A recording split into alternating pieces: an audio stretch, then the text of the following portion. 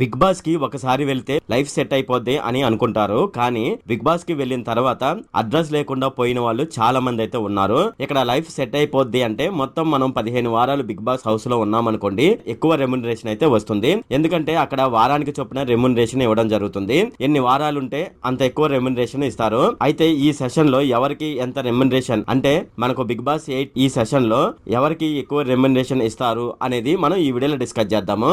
ఈ వీడియోలోకి వెళ్లే ముందు నాదొక రిక్వెస్ట్ అండి. అదేంటంటే ఈ వీడియో కనుక మీకు నచ్చినట్లయితే ఇక్కడ కింద ఉన్న రెడ్ కలర్ సబ్స్క్రైబ్ బటన్ మీద అయితే ప్రెస్ చేయండి.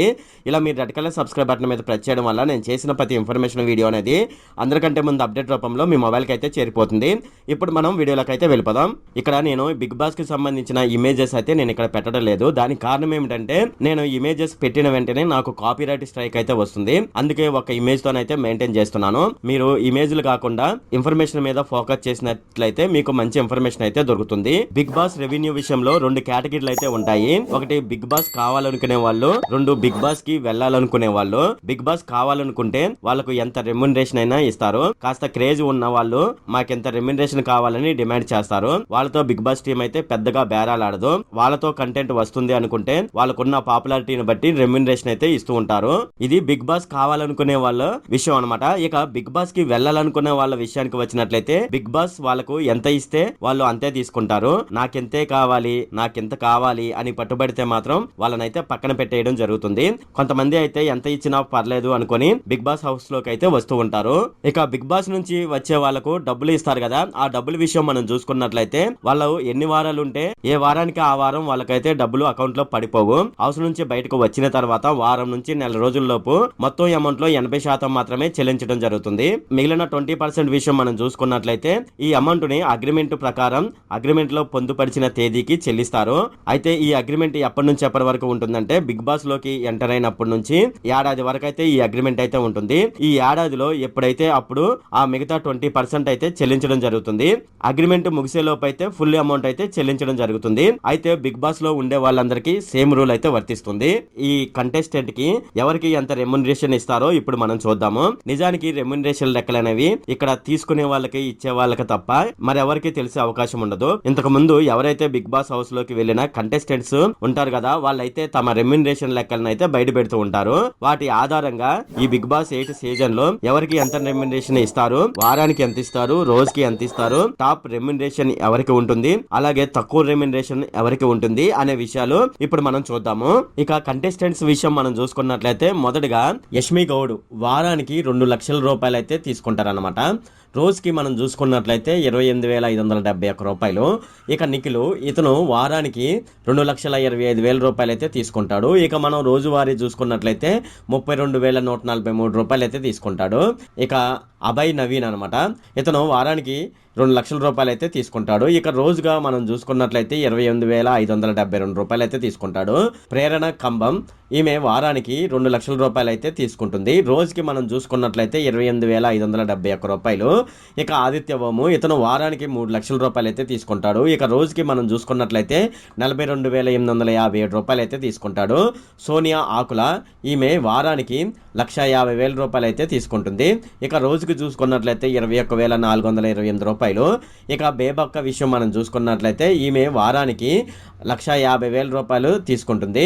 ఇక రోజుకి లెక్కనేసుకున్నట్లయితే 21,428 రూపాయలు.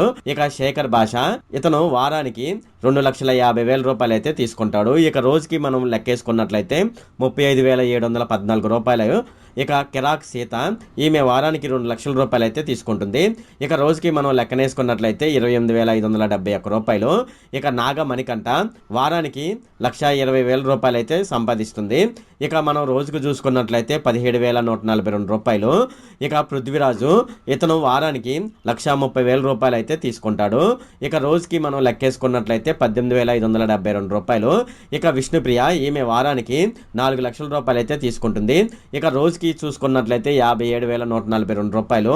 నైనిక ఈమె వారానికి 2,20,000 రూపాయలు అయితే తీసుకుంటుంది. ఇక రోజుకి మనం లెక్కనేసుకున్నట్లయితే 31,428 రూపాయలు. ఇక నబీల్ అఫ్రిది వారానికి 2 లక్షల రూపాయలు అయితే తీసుకుంటాడు. ఇక రోజుకి మనం చూసుకున్నట్లయితే 28,571 రూపాయలు అనమాట. ఇక దీంట్లో ఎవరు ఎక్కువగా తీసుకుంటున్నారని మనం చూసుకున్నట్లయితే విష్ణుప్రియ అయితే ఎక్కువగా తీసుకుంటుంది అనమాట. ఈమె వారానికి 4 లక్షల రూపాయలు అయితే తీసుకుంటుంది. ఇక దాని తర్వాతి స్థానంలో ఆదిత్య ఓం అయితే ఉన్నాడు. ఇతను వారానికి 3 లక్షల రూపాయలు అయితే తీసుకుంటాడు. తక్కువగా ఎవరు తీసుకుంటున్నారని మనం చూసుకున్నట్లయితే నాగ మణికంఠ వారానికి 1,20,000 రూపాయలు అయితే తీసుకుంటూ ఉంటారు. అలాగే పృథ్వీరాజ్ మనం చూసుకున్నట్లయితే వారానికి 1,30,000 రూపాయలు అయితే తీసుకుంటారు. ఇది అనమాట బిగ్ బాస్ షోకి సంబంధించి ఎవరెవరు ఎంత అమౌంట్ తీసుకుంటారు అనేది. ఇకపోతే పోటీదారుల యొక్క ఆదాయం వారి మార్కెట్ విలువను బట్టి మాత్రమే కాకుండా వాళ్ళు ఆడే గేమ్లను బట్టి కూడా ఉంటుందన్నమాట. వీళ్ళు ప్రతిరోజు ఆడే గేమ్స్ కు మనీ కూడా ఇస్తూ ఉంటారు. వాళ్ళైతే బిగ్ బాస్ షోకు సంబంధించిన అమౌంట్ మాత్రమే కాకుండా ఇలా ఎక్స్ట్రా కూడా సంపాదించే అవకాశం అయితే ఉంది. బిగ్ బాస్ షోకి హోస్ట్ గా ఉన్న నాగార్జున గారి విషయం మనం చూసుకున్నట్లయితే నాగార్జున గారు హోస్ట్ గా మళ్ళీ ఈ బిగ్ బాస్ 8 కి రావడం అనేది చాలా మందిలో ఉత్సాహాన్ని నింపుతుంది. మునుపటి సెషన్ తో పోలిస్తే నాగార్జున గారి ఫీజు రెట్టింపైందని చెప్పవచ్చు.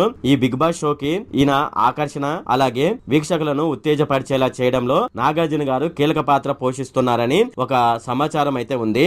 మనకు తెలంగాణలో ఆంధ్రప్రదేశ్లో భారీ వర్షాలు కురుస్తున్నాయి కదా. ఈ భారీ వర్షాల్లో ఒక విషాదకరమైన సంఘటన అయితే జరిగింది. గిరిజన ప్రాంతానికి చెందిన ఒక యువ వ్యవసాయ శాస్త్రవేత్త అయితే ఈ భారీ వర్షాలకైతే కొట్టుకుపోవడం జరిగింది. ఇది ఎక్కడ ఎలా జరిగిందని మనం చూసుకున్నట్లయితే రాయ్పూర్లోని ICAR national institute of biotic stress management కి చెందిన ఒక మంచి యువ శాస్త్రవేత్త డాక్టర్ నొనావత్ అశ్విని తెలంగాణలోని వరద నీటిలో కొట్టుకుపోవడం విషాదకరంగా ఆమె ప్రాణాలు అయితే కోల్పోవడం జరిగిందనమాట. ఇది ఎలా జరిగిందని మనం చూసుకున్నట్లయితే ఖమ్మం జిల్లా సింగరేణి మండలం గంగారం తాండాకు చెందిన డాక్టర్ అశ్విని ఆమె తండ్రి నొనావత్ మోతిలాల్ అనమాట హైదరాబాద్లోని రాజీవ్ గాంధీ విమానాశ్రయానికి వెళ్తుండగా మరిపెడ మండలం పురుషోత్తమయ్య గూడెం సమీపంలో పొంగిపొర్లుతున్న ఆకేరు వాగులో కారు కొట్టుకుపోవడం జరిగింది. ఆమె వాగులో కొట్టుకుపోవడంతో గంటల తరబడి అక్కడ వెతుకులాట అయితే జరిగింది ఆమె మృతదేహం కోసం. చివరికి ఆమె మృతదేహాన్ని ఆదివారం ఆకెర్రు వాగు వంతెన సమీపంలో లభ్యమవడంతో ఆ మృతదేహాన్ని బయటికి తీసుకురావడం జరిగింది. అయితే ఆమె తండ్రి మోతీలాల్ మృతదేహం మాత్రం ఇప్పటి వరకు లభ్యం కాలేదన్నమాట. ఆ మృతదేహం కోసం రెస్క్యూ టీం అయితే తమ ప్రయత్నాలు అయితే కొనసాగిస్తూ ఉన్నారు. పీజీ ఢిల్లీలో పూర్తి చేసిన ఈమె హైదరాబాద్ లో పిహెచ్డి చేయడం జరిగింది. అదే క్రమంలో Ashwini genetic and plant breeding లో శాస్త్రవేత్తగా ఎంపికై జాతీయ స్థాయిలో ప్రథమ స్థానంలో నిలిచింది. రాయ్పూర్ వ్యవసాయ పరిశోధన కేంద్రంలో ఈమె శాస్త్రవేత్తగా పనిచేస్తున్నారు. ప్రస్తుతం వ్యవసాయ రంగంలో అశ్విని చేస్తున్న పరిశోధనలకు గాను ఈ ఏప్రిల్లో 19, 20, 21 తేదీల్లో రాయ్పూర్లో జరిగిన అంతర్జాతీయ 4వ అగ్రి మీట్లో ఉత్తమ యువ శాస్త్రవేత్తగా అవార్డు అయితే పొందడం జరిగింది.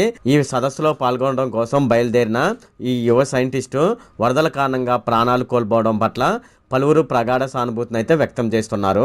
ఇది ఫ్రెండ్ ఈ వీడియో కనుక మీకు నచ్చినట్లయితే ఇక్కడ క్రింద ఉన్న రెడ్ కలర్ సబ్స్క్రైబ్ బటన్ మీద అయితే ప్రెస్ చేయండి. అలాగే ఈ వీడియోని మీ ఫ్రెండ్స్ అండ్ ఫ్యామిలీ మెంబర్స్కి అయితే షేర్ చేయండి. అలాగే ఈ వీడియో సంబంధించి ఏమైనా కామెంట్లోని అనుకోండి నాకు తప్పనిసరిగా క్రింద ఉన్న కామెంట్ సెక్షన్లో అయితే తెలియజేయండి. ఈ వీడియో అంతే friend. Okay, thank you friend.